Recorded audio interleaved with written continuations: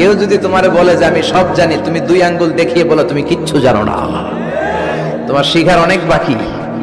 জাননেওয়ালার উপরও জাননেওয়ালাও আছে, ঠিক কিনা? এজন্য আমরা যেন বিনয়ী হই। বিনয়, হাম্বলনেস, আরবিতে বলে তাওয়াদু, এটা খুবই জরুরি। এগুলো আমাদের মধ্যে এখন নাই। আমাদের মধ্যে ইগো প্রবলেম আছে না নাই? অহংকার, জেলাসি, অ্যারোগ্যান্স, এগুলো থেকে সম্মানিত ভাইয়ের আমাদেরকে বেরিয়ে আসতে হবে। দেখবেন সমাজে যারা খুবই হাম্বল, বিনয়ী, তাদেরকে সবাই পছন্দ করে না? আর অহংকারীদের কেউ পছন্দ করে না। সামনে সালাম দেয়, পিছনে গালি দেয়। কথা বলেন? এজন্য অহংকারী হবেন না, বিনয়ী হবেন। বিশ্বনবী বলছেন, আল্লাহ আপনি আমারে বিনয়ী বানান, আপনি আমারে ধৈর্যশীল বানান, আপনি আমারে শুকর গুজার বানান। আমার চোখে আল্লাহ আপনি আমারে ছোট বানান, মানুষের চোখে আপনি আমারে বড় বানান। পড়েন আমিন।